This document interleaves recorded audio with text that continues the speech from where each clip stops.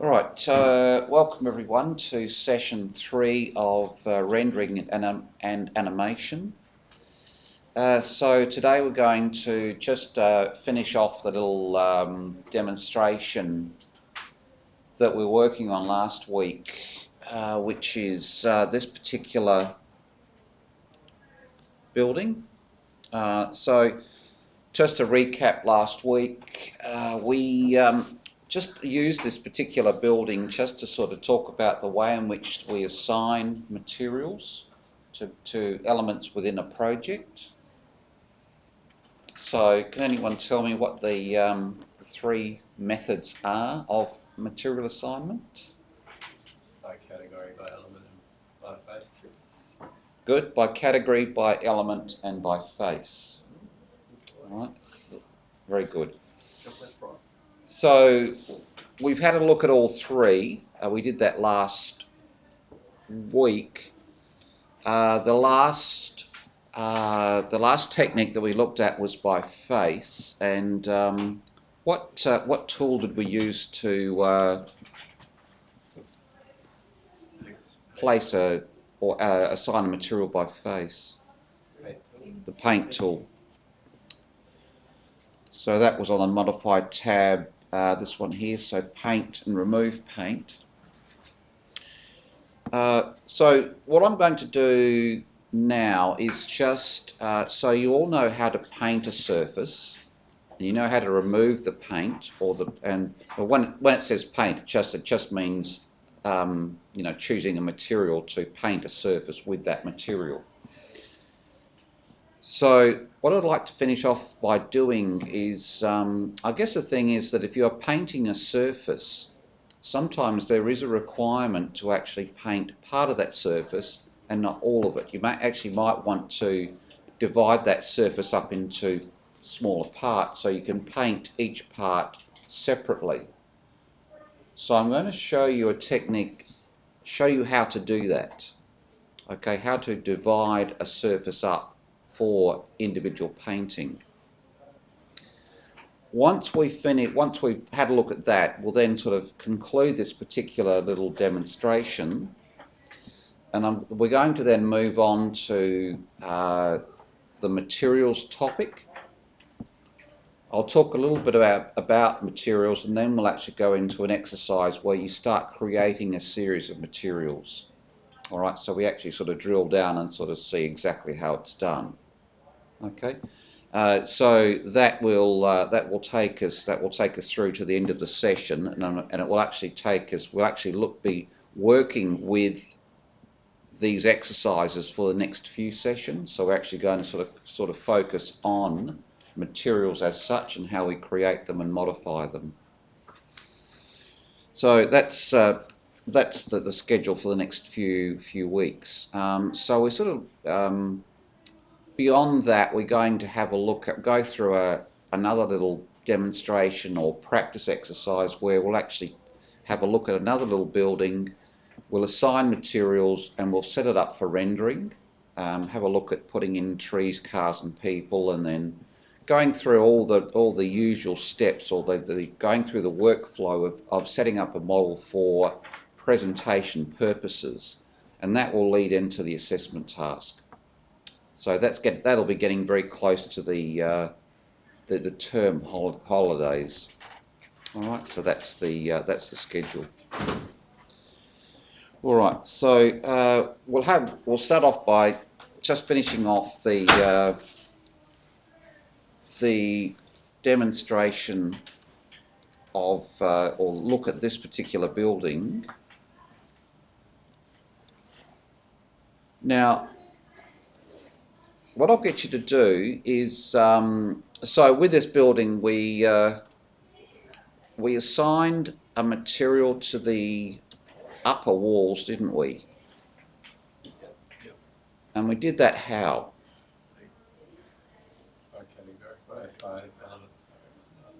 Yeah, so we assigned it by element, but how did we do it? How did we actually assign it? Through the type properties of that wall type. Okay, so is everybody okay with that concept? So because the wall itself, the wall type, is what I call a simple wall type. It doesn't have multiple layers in it. It only has one layer. So when you assign a material to that wall type, the material will then be seen inside, outside, at both ends, top and bottom. So if you're going to obviously change the material or colour of the inside face of the wall, you need to have some other mechanism to do that, and that's where painting comes in. Okay, but primarily we assigned a material by element through its type properties. All right, so we used two methods of assignment there just to achieve what was required. So looking at, as I said, dividing up a surface for painting is something called split face. Now, to set this up quickly, if you can just open up the 01 lower level floor plan.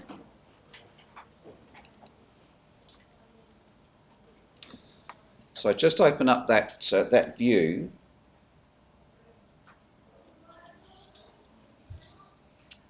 And we're going to actually set up an internal elevation, and we're going to be looking at this wall along here from the inside of the building. Now, I don't know if you've ever done this before. Has anyone ever created an elevation? Yes. We could quite easily do it with the section that's there. So we could actually sort of move the section line, closer to this wall. But I thought it would be useful to show you, if you haven't ever created an internal elevation, for instance, it might be useful to know how to do it. So on the View tab, if we go to the Elevation Split button and choose Elevation, it brings out an elevation marker like this. And when you move around the building, it'll actually sort of automatically orientate itself to a wall. Okay. Is that new to anybody? Is that Yes. it is? You haven't seen that before? No. Okay. So it's just a way of creating a series of internal elevations. Now the thing is that if I point it to this wall here and just click to place it, it leaves the elevation marker in that location. When you click on it after you've placed it, you'll see that it has the 4 tick boxes. So this one is ticked, and the pointer on that side of it is solid black. So that's the elevation that's just created. Now the elevation it's created will appear in the browser under Elevations Building as Elevation 1-A.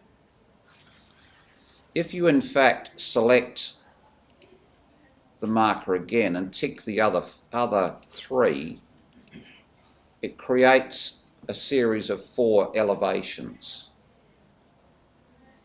So if you're going to obviously sort of present an internal space as a series of internal elevations, it's quite a handy way of doing it.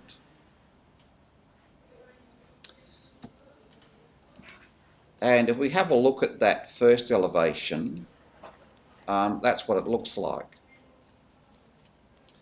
So it just captures the inside of that wall, and it's included the curtain wall as well. But it's actually just picked up on because we've done it at the lower level. It's just picked up the wall at the lower level, and around the edge of obviously it's put a crop region in, which can be adjusted if you want to. For instance, if we if we select the crop region, we can actually pull it up with the drag controls and take it up much higher. So that's what I'll get you to do that if you can. Just create the internal elevation, open up the elevation view, and just extend the crop region upwards so you pick up the second floor as well.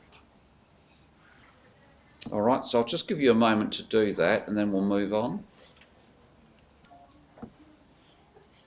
Right, now that we've got our view set up, can you change the detail level to medium? Okay, detail level to medium.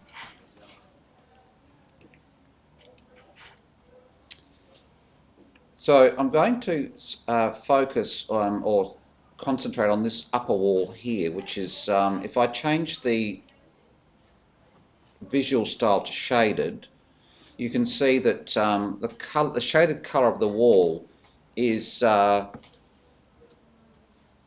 guess, indicating that there is a material assigned to it. So it will depend on what you've selected, because I gave you the choice last week.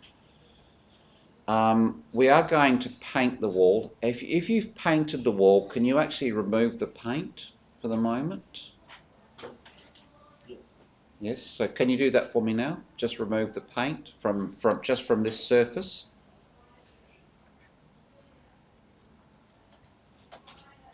So modify paint and remove paint. By the way, if you're not sure if you have painted it, if you actually click paint, choose the paint button and move over the wall, it will tell you if the wall is painted, and it'll tell you what it's painted with. Okay, so I think I did mention it last week, but it's worth noting. So just close. So if it isn't painted, that's fine, but that's the way you can actually sort of find out if it is. So I'll close that. If it is painted, just click remove paint and pick on the surface. Otherwise, okay, yeah, remove the paint and then we'll move on.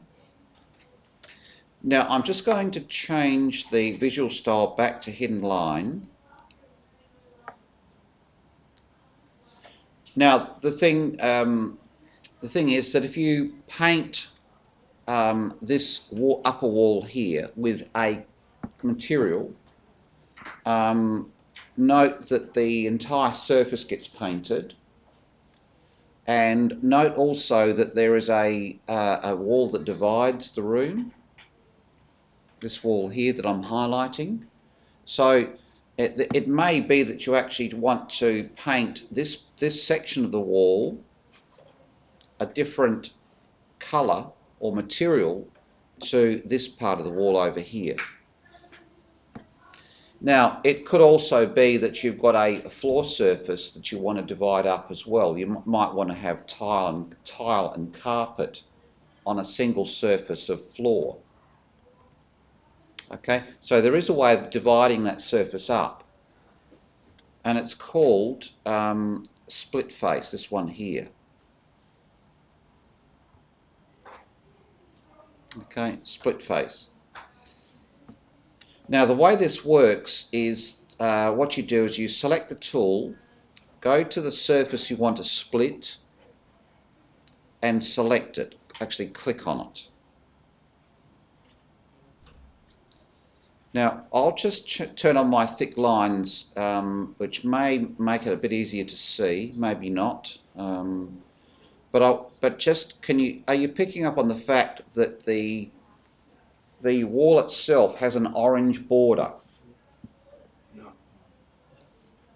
Okay, the wall itself has an orange border. I'll just put that back.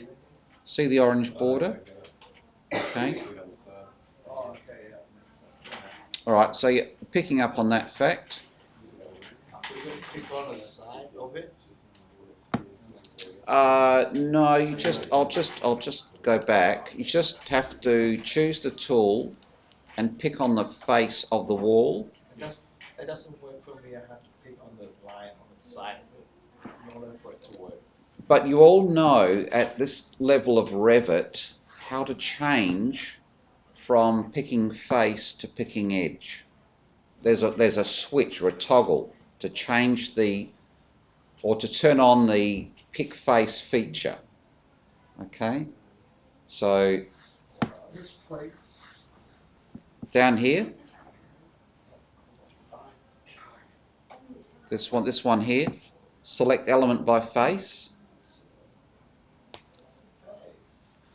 Now this group of controls down here, okay, just to go over that again, should the only icon down here that should have a red cross on it is the one called drag elements on selection.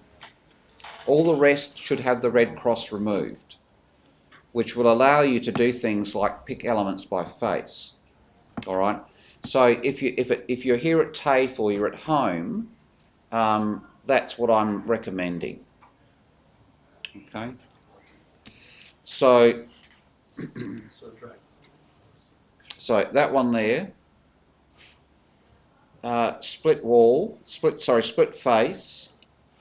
Pick directly on the surface, and you've got your orange outline. Okay. Now to split this wall face vertically into two parts, we choose one of the draw options, and we physically have to create a line, a circle, an arc, or whatever, I guess, as a divisional line. So I'm going to choose pick lines. I'm going to select, and it doesn't really matter, you can pick you can actually use the center line of the wall there initially, and it will actually pop that in as a sketch line. So can you see that? Now there is a set of rules that I guess govern how we split faces. If you don't do it correctly, Revit will actually give you a warning. So I guess if you are sort of splitting faces, it's not something I can sort of go through all of the scenarios with you or for you, but I do know that, for instance, with the sketch line here, for it to work, it needs to go up and join the upper or the top of the wall. Okay, so it needs to go from very top to the very bottom of that outline. All right. So if that's the case, then if you click finish, so already it's giving me, because let me see, I'll actually, it might be that I've actually got two sketch lines there. So by picking this, or picking again, I've actually inadvertently put two sketch lines there. So the only way I can sort of find out that is to put a window around it. Oops. And it's telling me that there are two sketch lines. So I'll just hit escape, click on one of them, and remove it. So I've actually put two sketch lines. I'll go back to the original one and then just move that up. So if I put a window around that, there's now only one, and it should be happy, which it is. Okay. So so just be careful with your sketch lines when you are doing this. If you actually put one sketch line above the other, if you haven't joined your sketch lines, you'll get an error coming up, which you need to sort of work out why and resolve. So once you have successfully split the face, you will get the line through here. Okay. If you actually mouse over it, it actually tells you that the face is split in the right spot. Yeah. Okay. Excuse me, Russell, if it didn't select a centre of that line, if you only didn't select the centre, right? Just select one face or the other. What did it do? Yeah. If it doesn't select, if I do that again,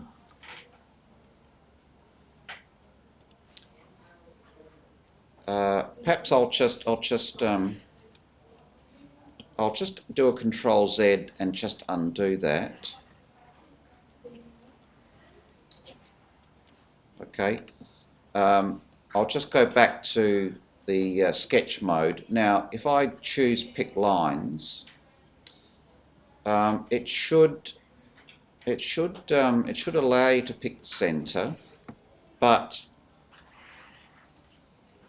sometimes you might actually have to, if it doesn't pick the center for some reason, if you go to the one side or the other and hit the tab key, it will actually then push you to the center. So just remember the tab key. Yeah. So there, so pick. Now the mistake I made the first time was I actually picked on, on the line again I must have picked it again and then extended it. But if I hit the escape key and then pick the original line and then take it up and connect it and hit escape a couple of times and then finish, it's happy. Okay? All right? And so are you. So, all right? So the face is now split. Now what it means is that if I reshade the view, I can now use the paint tool to, let's say, paint the left-hand side red and the right-hand side blue. Okay. So the ability to split a face like that and paint different parts of it gives you much greater flexibility. Okay. So it's a very, very, very quick technique to use, good technique to use for this purpose. So you can go ahead and just paint those two individual faces now with different materials. So if you haven't already, I'll just give you a moment or two to do that. So don't take too long. Just don't be too fussy. Just pick a couple of materials and go click, click. Yeah, that's a good point.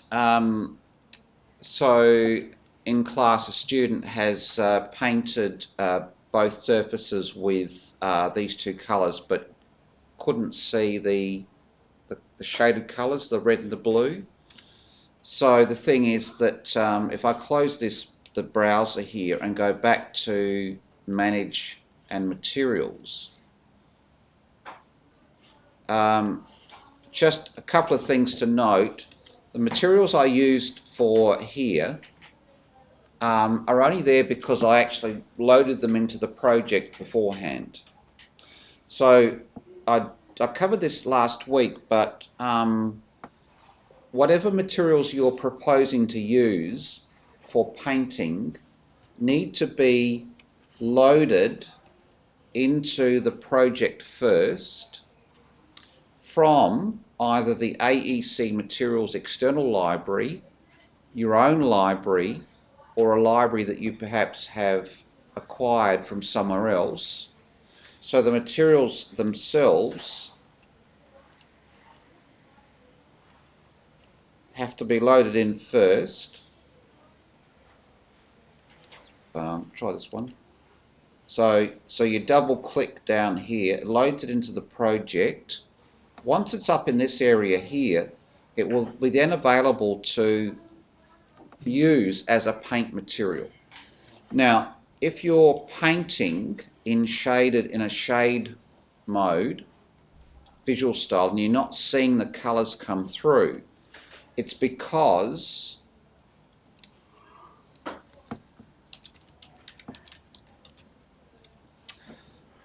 for each of these materials, the materials I used, this is the trick. So use render appearance needs to be ticked for each material, which is something that I highly recommend for all materials except glass.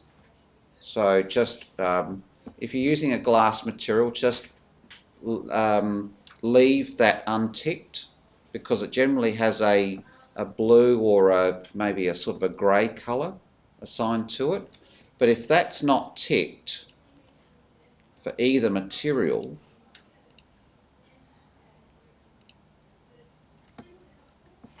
then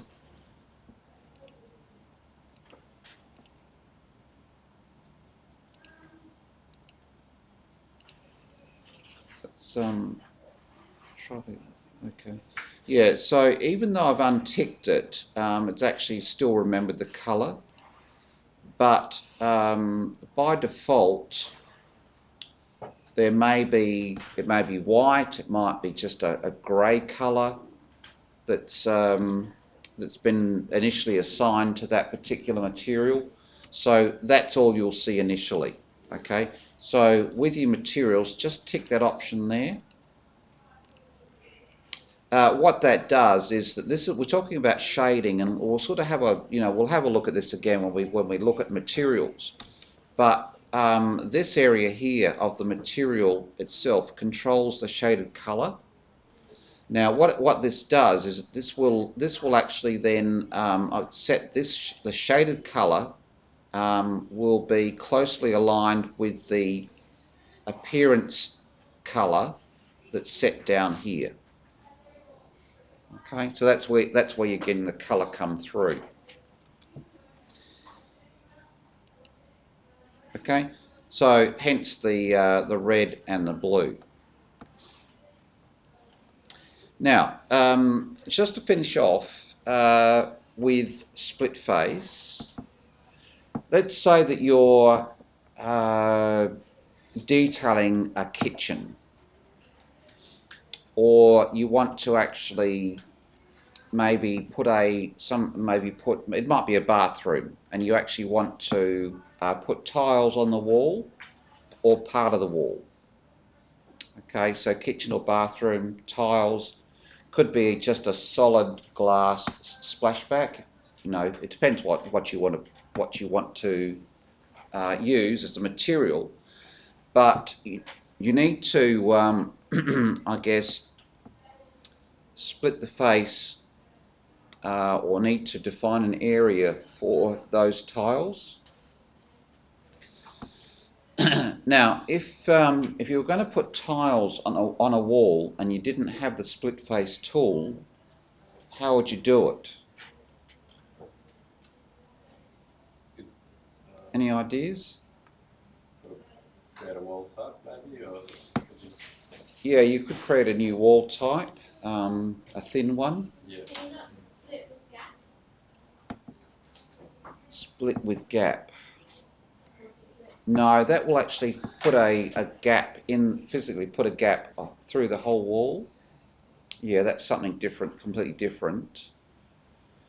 The only other way that I can think of is to actually create a 3D extrusion on the inside face of the wall as an in-place family.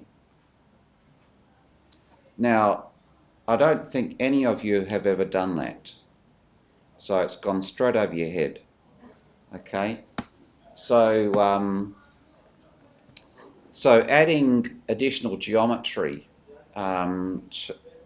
to achieve that can be done through what's called an in-place family. And if you've ever done any work with families, you'll know what I mean by extrusion. Okay, so it's it's difficult to set up, it's difficult to manage, and it takes time to do it. It's very, very sort of, you know, tedious. So splitting the face is a far better option. So if, for instance,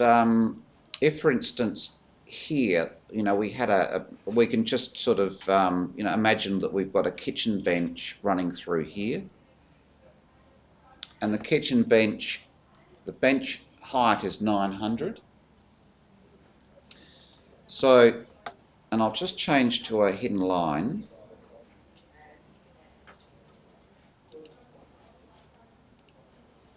Turn off thick lines for the moment.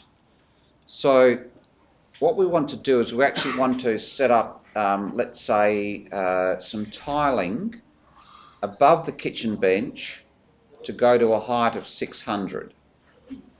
So the kitchen bench is 900. The tiles go to 600 above that. So we can do that with split face. Now the way that works is we choose split face from modify. Now it is possible to split a split. Okay. So can you see that? See where I'm there? So see how it's actually going from there to there? We can actually then, you know, split a split.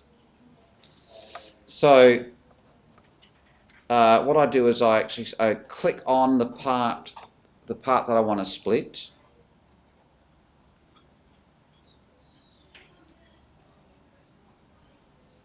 Okay, I'm not sure what that was, but so I use one of my sketch tools. I'm actually going to draw a line now, but I'm going to draw a line from, see the orange line running through here? If I can.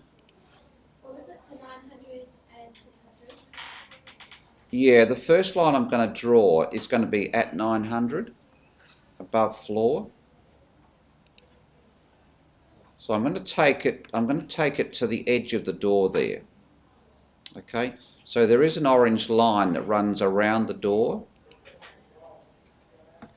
I'm going to stop there, hit the escape key a couple of times, and then just reselect that sketch line. And I'm going to use a temporary dimension to actually set the height of the line at 900. Okay, so there's my new sketch line for my next split. And it's sitting exactly at, and I'll just put a dimension on that, 900.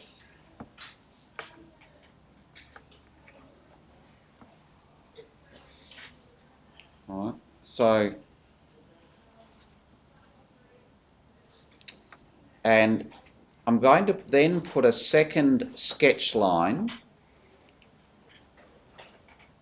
and for the second sketch line I can actually use the pick lines option, set the offset at 600,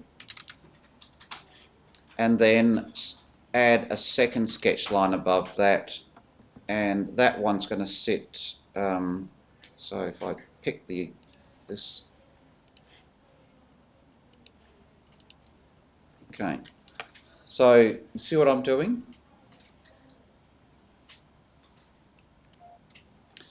So, okay, so just click the green tick, and you'll see now that you've got that, you've now got, effectively you've got this area up here, you've got this one here as a separate, and then this one down here if you need it. So, if I change to shaded, I use the paint tool now to, I think I have got a tile, oh yes, ceramic tile there. So, or this one here, tile porcelain.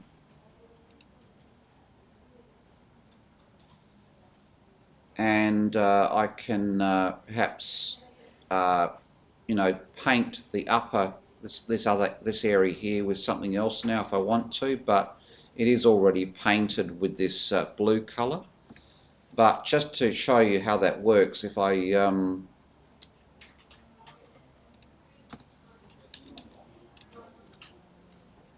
okay, so I've got another material here called travertine, and I'll just choose that.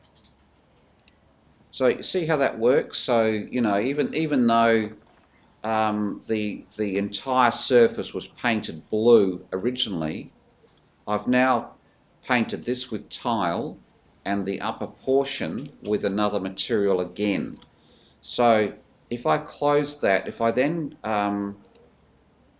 change to realistic, I can now, you get obviously a better appreciation of the actual materials that you've selected for those areas. So if you're having to you know, include something like tiles, then it's a very good feature, very good way to actually divide up the surface and to achieve that that result.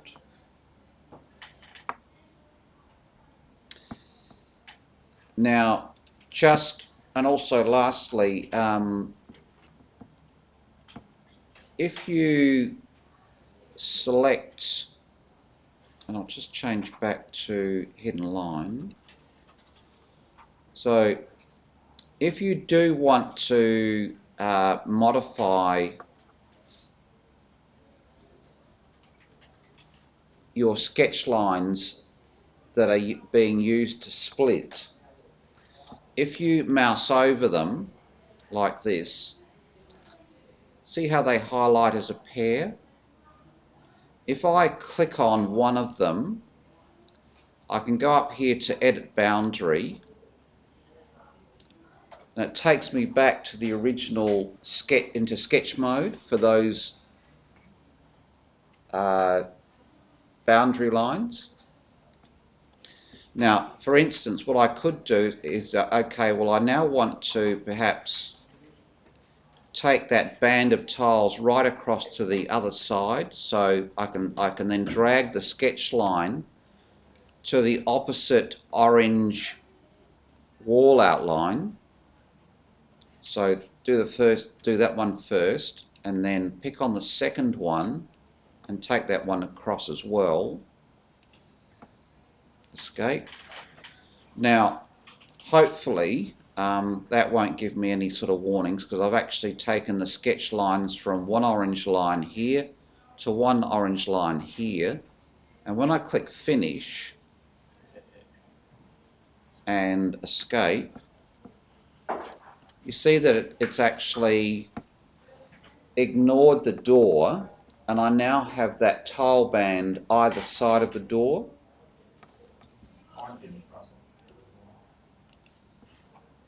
And what it means is that the additional part over here, I can then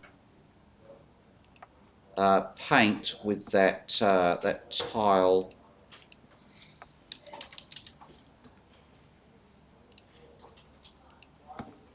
material. Okay, so yeah, so this entire process, I guess the entire process or operation of splitting, it can work sometimes the first time. For some reason, if you do this, it might not work. For some reason, it throws up an error. But it's just a matter of working through, I guess, and sort of finding out why it's not working. All right.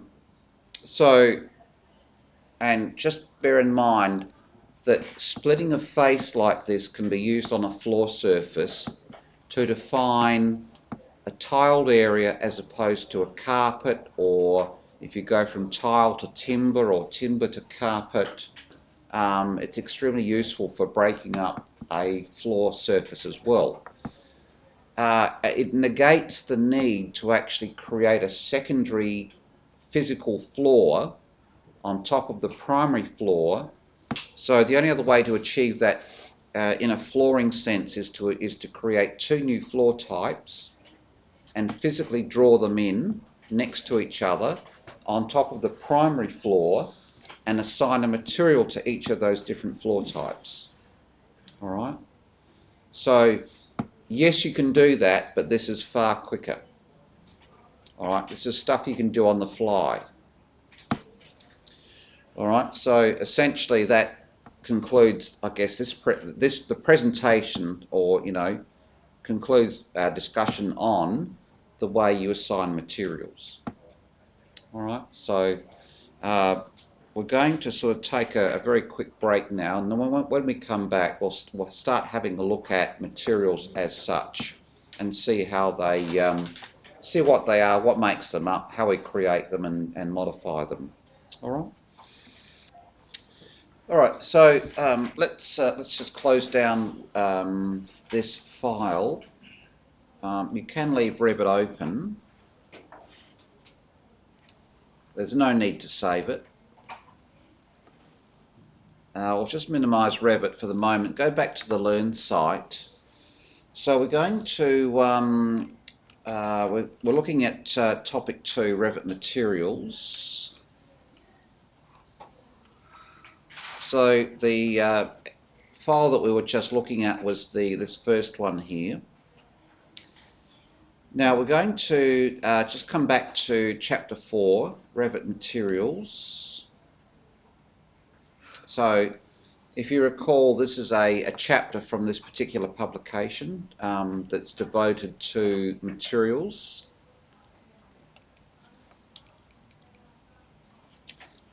So we've gone through and we've sort of had a very sort of, had a very, very sort of brief sort of overview of what a material is.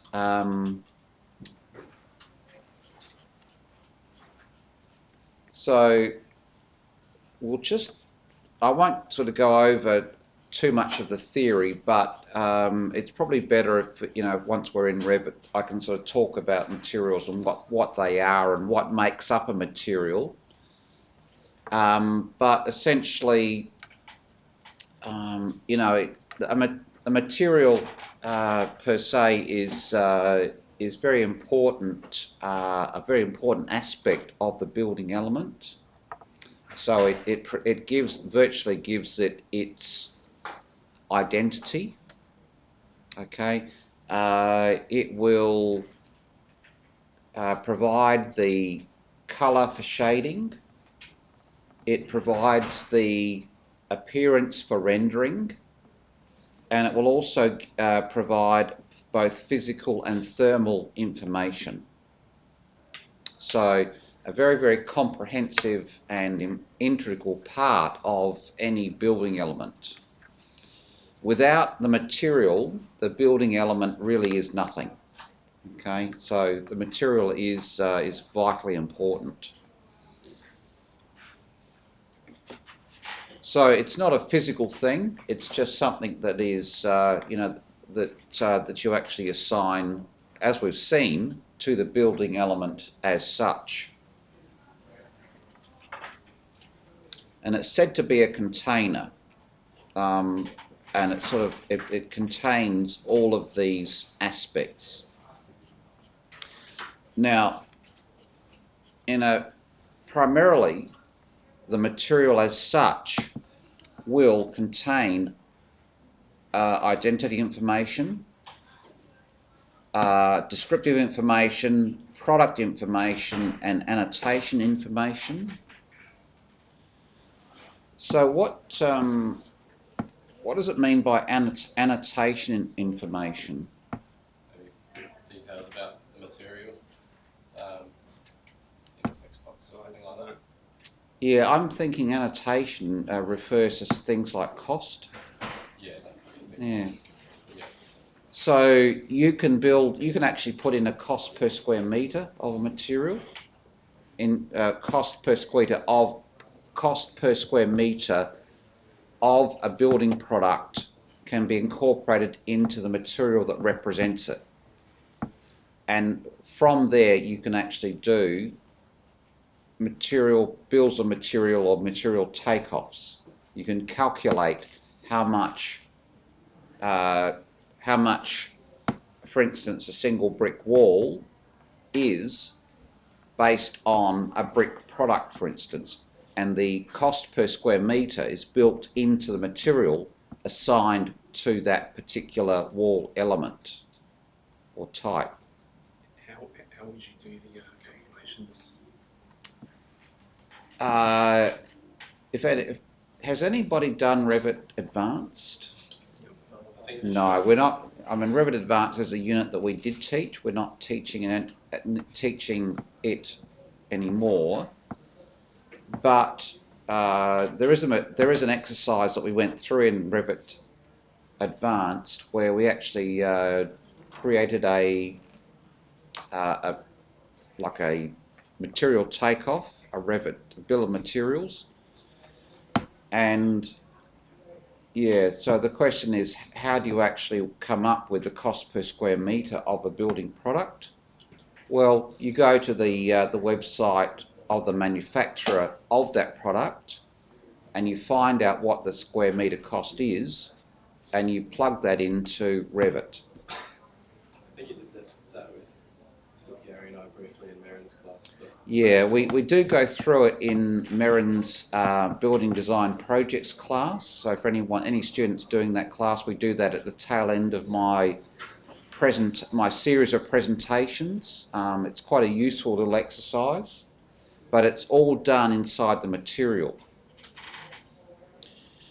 So the material has to have identity information. It has to have, or it does have, graphics settings, and it does have something called an appearance asset. Now, all materials have those first three aspects to them. So that's by default. Now, the appearance part of it, the physical part of it, the thermal part of it are all known as assets. Okay, see the word asset? Okay. Now the assets are just additional parts of the material that provide visual settings, physical settings, and thermal settings.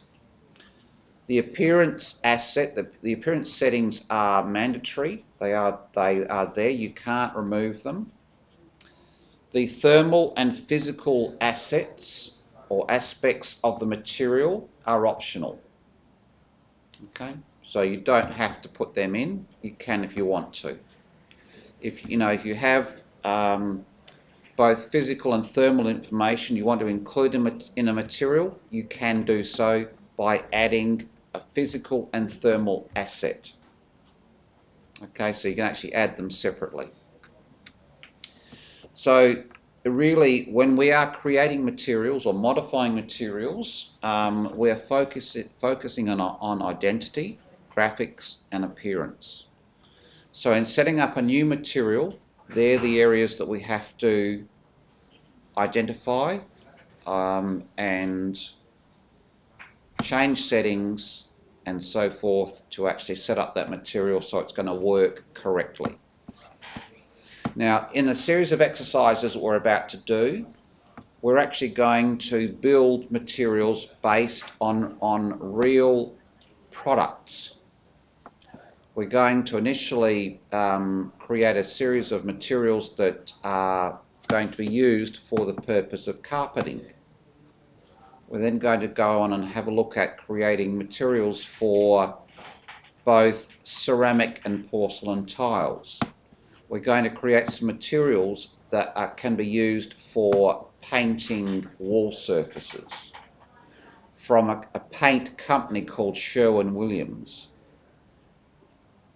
It could well be, you could well do it for Dulux or any other paint company as well, based on their standard paint colour range. Sherwin-Williams is a US company. I think they are over here as well. Because this particular publication it comes out of the US, the companies that it refers to are US based, and we are actually going to go to their US based websites and find both information and actual texture maps that represent their products, download them, incorporate them into our materials, and potentially we can use them in any projects in the future. Okay, so we're working as, and the thing is that if you are creating materials for yourself, it's best if you can actually get the correct photograph, information, and so forth for the product that you intend to create, or you create a building or part of a building. You're detailing part of an interior. You want a specific product for that part of that interior fit out in terms of a material. So you go off to the manufacturer and get the correct photograph and product information. You even have the ability to actually put in the website, the URL of the website where you've actually got that information from. And that's what we'll be doing in this series of exercises. Yes, I mean, you can build a material very quickly. Sort of very quick. You can actually build one up very quickly and then assign it to a building element, or you can actually go to a much deeper level and be very, very specific with the information you provide, because at the end of the day, the information that you put into a material can also be extracted in some way through a schedule. So the more information you put in, the more information you get out. So, again, and it's ideal if you can actually put as much information as possible into that material that you create. It's like any part of this software or BIM software. Okay, more in, more out. So,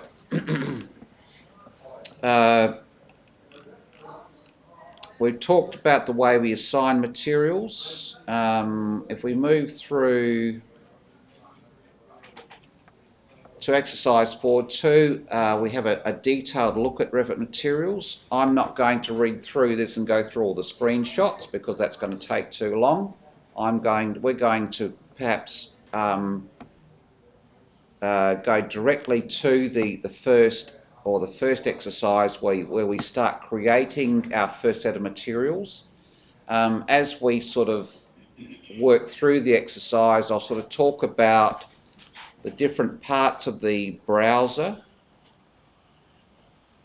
You can see here that within the material browser itself, which we have seen before, you can see that on the right hand side we've got all the settings. The left hand side is really devoted to browsing, and I guess as I've shown you before, down here, if you actually turn on this lower section here, you can see any linked libraries.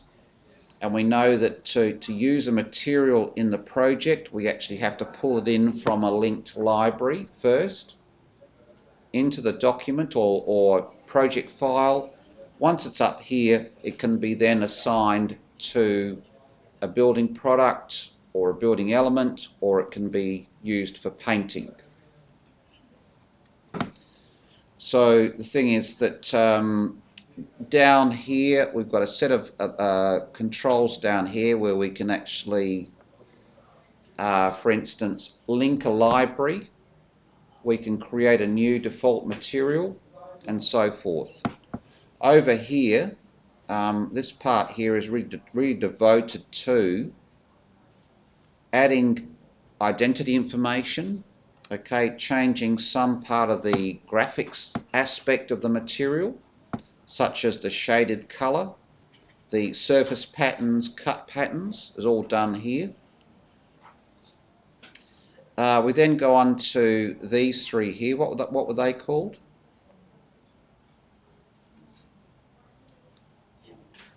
These are known as assets. Okay, so appearance, physical and thermal. So, you know, if I say to you, okay, can you swap out the appearance asset of a material we've created or add a new appearance asset, that's the asset there. The appearance asset really is the part of the material that I guess defines it, defines the way that it appears or presents when you change the visual style to realistic, or when you actually render that part of the model. Okay, so that's the appearance asset. Now the appearance asset, if you are going to change the appearance asset, which typically you do, you either change it or you add a new appearance asset to a material when you are creating or modifying. So that the appearance asset introduces another library of just appearance assets. So the thing is that when you're working with materials, you have a library for new materials, and here you have a library for just appearance assets, so that you can actually build new materials. Plus you have a library for both physical and thermal assets as well, potentially. Okay, we're not going to worry about these two at all. We're just focusing on this one here. Okay, so when you're building a new material, I guess the most important aspect of the material is the appearance for our purposes. All right, so we'll see how that works. All right, so let's, if you haven't already, I'll get you to open up this particular document. We'll actually shoot forward to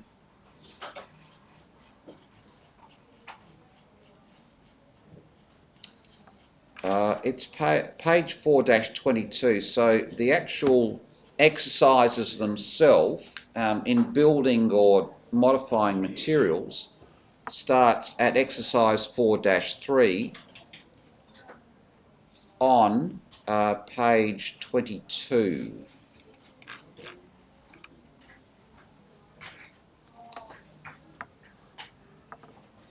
Okay, so creating materials.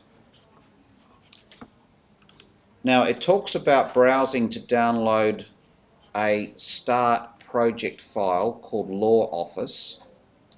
So as I explained last week, this chapter comes from the book, and the book itself has a Revit file it uses, and essentially if you work through the book, you actually do an interior fit out of this law office. So you actually physically put in partition walls and ceilings and staircases and so forth. And then when you get to this chapter, you then start creating materials and assigning materials to the different parts of that model. If anyone's interested in, working through the book, I mean, get hold of it and do the whole thing, because I know when I went through it, I learnt so much. Like I said last week, the only problem with this book is it's all in feet and inches. Okay. In the end, I just resorted to working in feet and inches. It was easier. Okay, but quite valuable. Nevertheless, in terms of Revit general skills, I've learnt a lot. Now, the Revit file that we're going to use for these exercises, I have put on Learn. Okay, so what we'll do perhaps before we actually download the Revit model, can I get you to set up a folder structure, okay, some place to put the primary Revit file and also any texture maps that you download into one location. So what I'm proposing is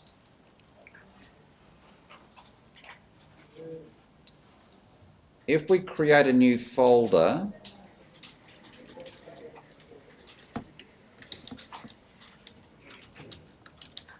and we call it Revit Materials Exercise, and I've already created a folder here called Texture Maps, and I'll get you to create, and I'll just actually drag that and pop that in this folder here. So let me just show you on this side.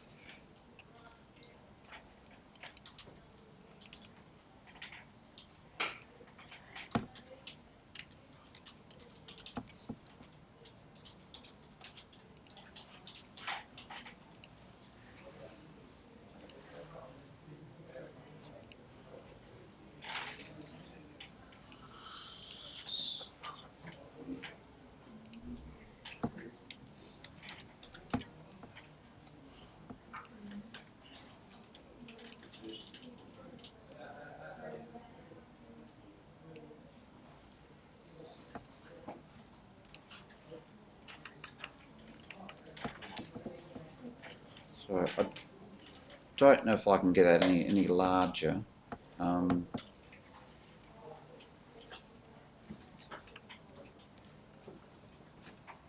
Okay, so the primary folder is called Revit Materials Exercise, and underneath that, can you create a subfolder called 2- Texture Maps?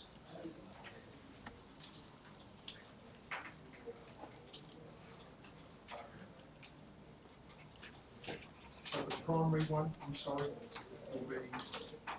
Okay, just give me a moment.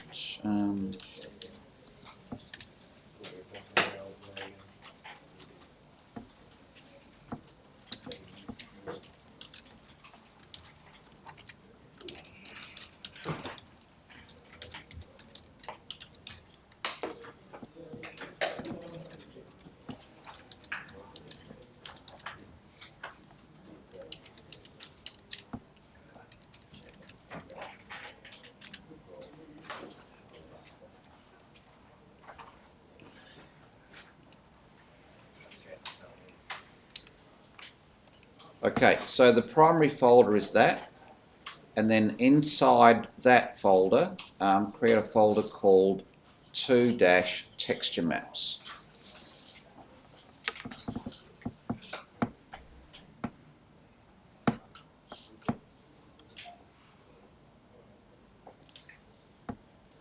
Okay, so, all right, so as I say, we're down here now in section 4-22 of this publication.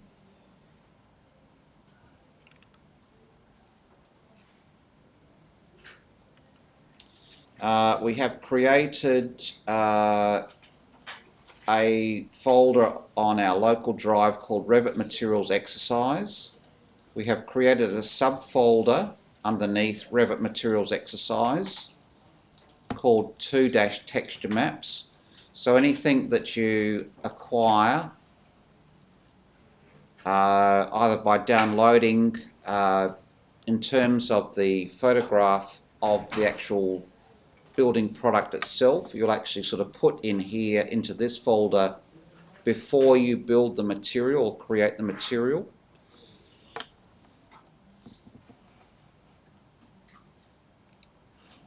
So we're going to start at this point here, creating materials. Now the file that's referred to on page 23 is called Law Office.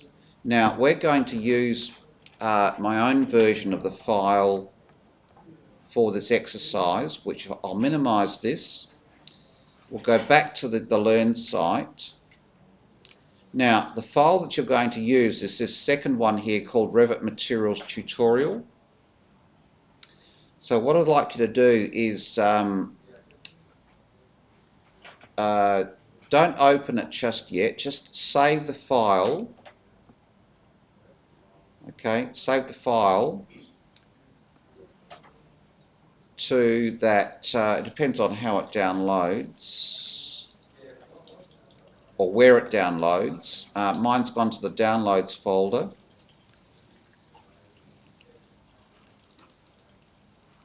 So I'm going to just open up Explorer, find it in the downloads folder. So there it is there. And I'm going to move it to the Revit Materials exercise folder which has created and pop it there. I'm just going to hit the F2 key here and just edit the file and just take out the %20. It depends on which browser you've used to download it as to whether you get these additional characters. So it ends up being Revit Materials Tutorial 2014. Okay. Alright, so what we're going to do now is we're going to go back to Revit and we're going to load this file into Revit.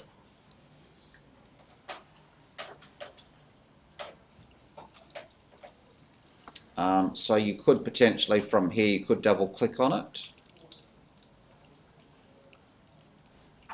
which will upgrade the model so it's in a previous version. Upgrade the model.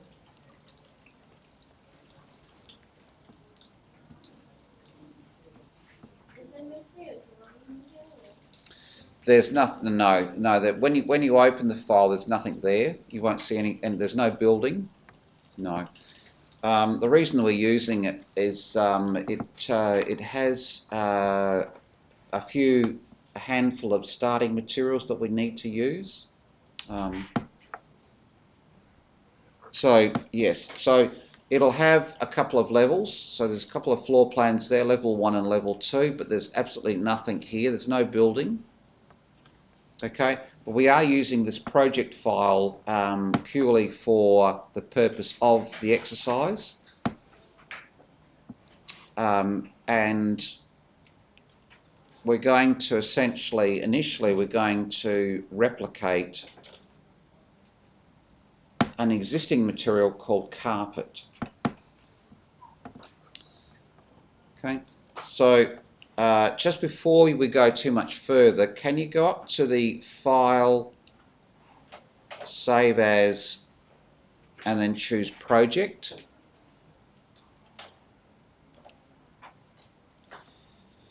In the options bar, or options button here, can you change the number of backups to 1? Maximum backups 1. Click OK, and then click Save. So by doing a File Save As, you have access to that options bar where you can actually limit the backups. And we've now saved this file in a 2019 format. Alright, so if you are taking the file home, it won't open up in 2018. Alright, so you need 2019 at home if you're going to work on this at home. Now, when I say that, there may be or will be a requirement for you to do that. Okay, so there will be a bit of homework. Not necessarily today. We're not going to get too far today, but I may ask you to maybe next week and the week after just to whatever we don't finish in class, I'll get you to finish in your own time. All right. So come back to the exercise itself. if you can go to the Manage tab and just open up the Materials dialog.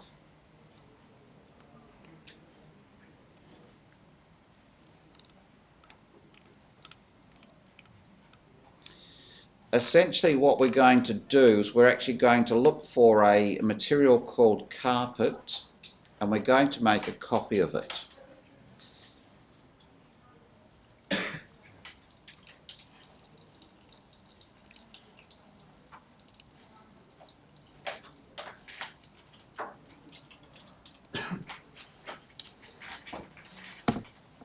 Now, now I might just explain that when you are creating your own materials, and there will be a requirement in the assessment task for you to create some of your own materials.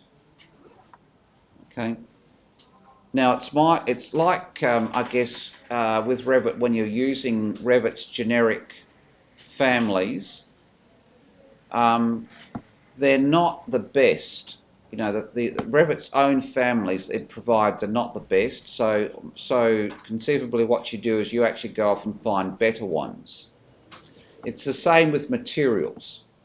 Revit's going to give you a default set of materials in its AEC library, but some of them you can use. Some of the generic ones you can use quite easily, like glass and grass and things like that.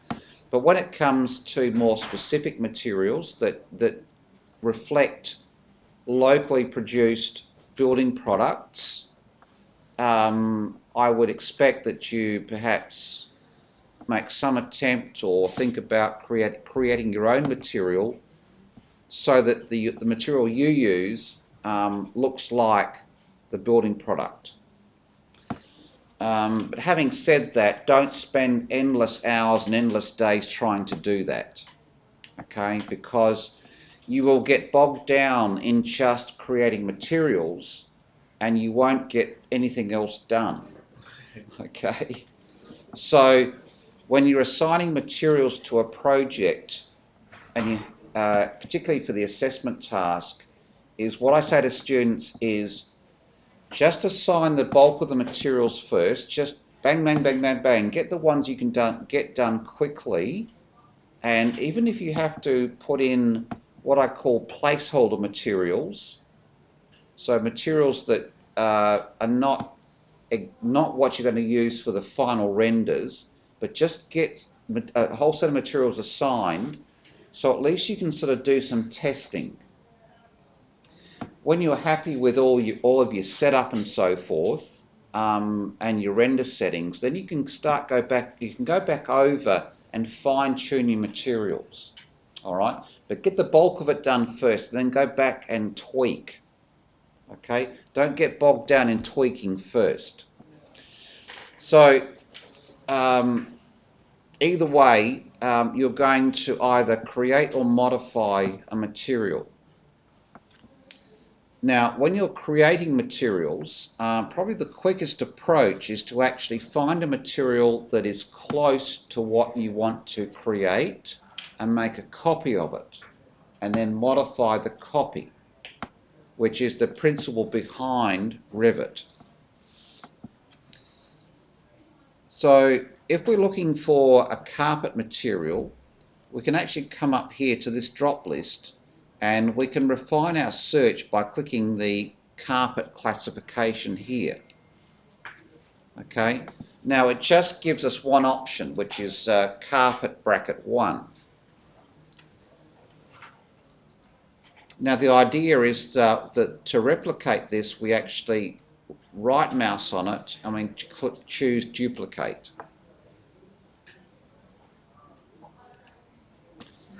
Now the name that we're giving our new carpet material is uppercase CPT1.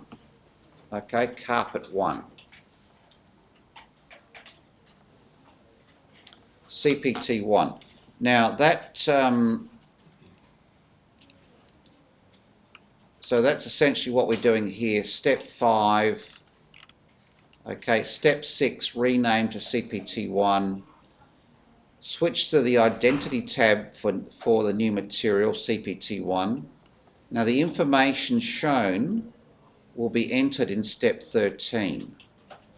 Okay, so what we can do initially with our new material, so see the list here, CPT 1, 2 and 3.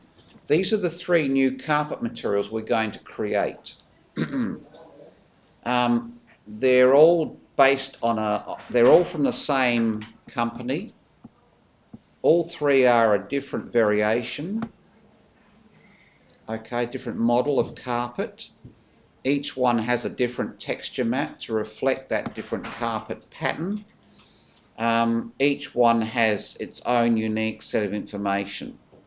But on the identity tab for this new material, for instance, under comments, we're going to put in, okay, what is the carpet, what's the product used for, where is it used within the building?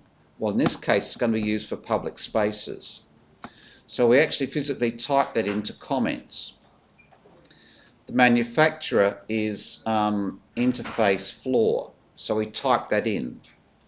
The model is Cologne 12420, so we type that in. We probably won't get time today to go to the website. We might. We've got 10 minutes left. Now, don't be too concerned about the annotation information. So that was the annotation information that was referred to before. Something called a keynote, which we haven't. So we haven't covered keynotes, so we're not going to. Okay, you can put the name of the material here under mark. Okay, but don't worry about the keynote. So if you just take a moment to sort of pop that information into our new material, you can, if you want to, you can actually sort of copy it directly from the PDF. So highlight, Control C. So the identity tab is here, and then click into manufacturer and do Control V, for instance. So we said it was for public spaces. The model was Cologne in brackets 12420. Don't worry about the cost or the URL at this stage, and mark was CPT1.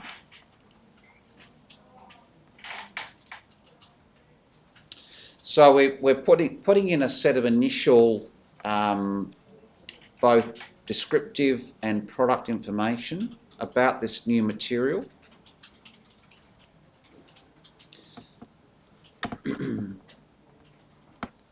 Click the apply button. The apply button will actually sort of save that information.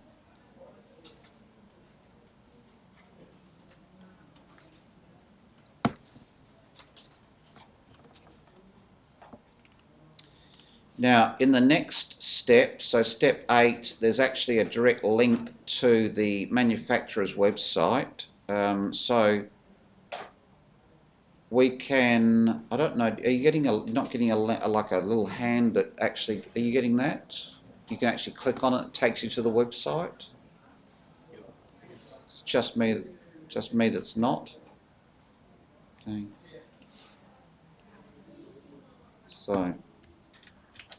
So just copy that URL, and I'll open up a new browser window, pop that in, enter. So that takes us to the manufacturer's website interface. It says to, I think it's probably best for consistency if we actually just pretend that we're in the US. So we'll leave that set at Americas. Click United States. click Continue to Interface United States.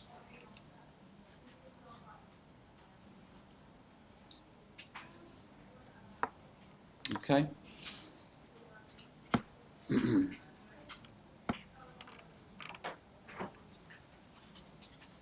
So is everyone okay with that? Everyone sort of followed that link and got to this location?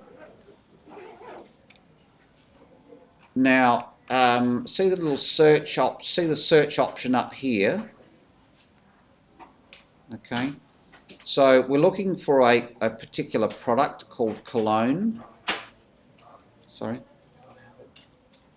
Have you got a pop-up there? Can you get rid of the pop-up?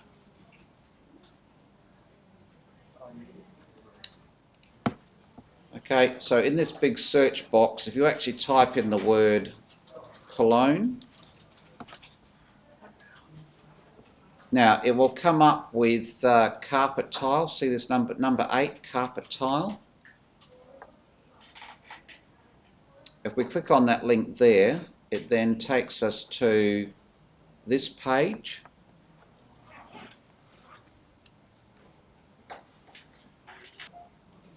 And we are looking initially for this one here, which is this one down here, which is the Pete 6363. So it's the bottom right-hand corner. So just click on the little image here. So this is the carpet product that we're going to use for our first material called CPT1.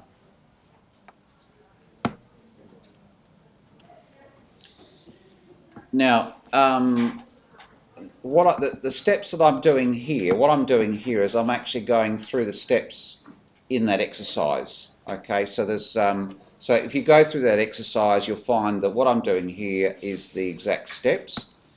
Now, just quickly, what that gets you to do is to click this link here, which says high-res images. Okay, can you see high-res images?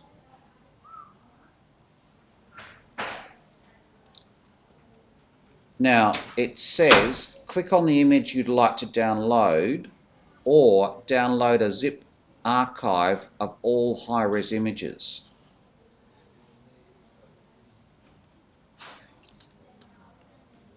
Now, if you'd like to do that,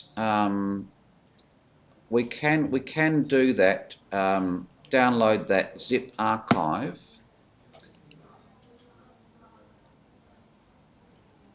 What it does is it builds a zip file that contains a series of high-res images, and then it's then available to download. So I'll get you to actually click Save File.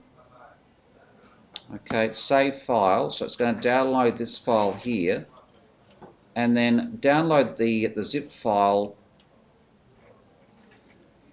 to your downloads folder. So it'll go to your downloads folder.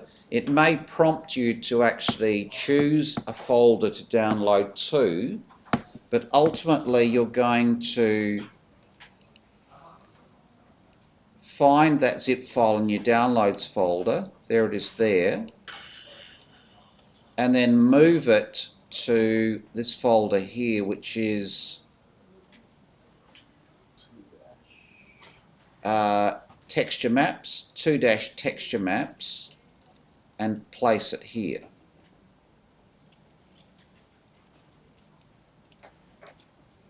Okay. So this is the 2- texture maps is the folder we created underneath Revit Materials. In Revit Materials, we've got the project file that we're currently working with. Okay. Now, that's as far as we'll get to today. So we'll actually, in our next session, we'll actually sort of have a look inside that zip file. We'll extract the zip file and we'll identify the image, the texture map, the photograph that we need to produce this new material. Okay, so we'll leave that for the moment, close that. We'll probably need to come back to the, while we're here, one last thing. Okay, close that. We'll close that. Now, while we're here, can you highlight the URL? Okay, at least we can do that. Okay, highlight the URL up the top here. Hit Control key C, Control C for copy. Come back to Revit. Now down here under product information where it has URL, click into here, this box here, and do Control key V. So at least we've captured the URL for this particular new carpet material. All right. So that's as far as we'll go with the creation of this new material. So click OK, and then do a save on the project file. Okay, close any windows that you've got open, and we'll just shut Revit down. Okay, we'll come back to this website next week if we need to. All right, so that's enough. We've got enough at the moment to actually build that first material. All right, so essentially what we have to do to finish that first material is actually swap out the texture map that's part of the appearance asset. We also have to do a bit of scaling, but essentially that's how we build that material. All right, but we'll finish that off next session next week, and then we'll move on and have a look at creating the second and third of the carpet materials. We might, having said that, we might actually stop at one carpet material and maybe move on to onto paint next week, okay? Because the second and third carpet materials are identical to the first, okay? So I'm just conscious of the fact that we are maybe a little bit behind in our schedule. So just want to sort of move forward. But having built this first one, you'll get the idea. All right. So, all right. Thanks, everyone. That's 12 o'clock. I will see you next week.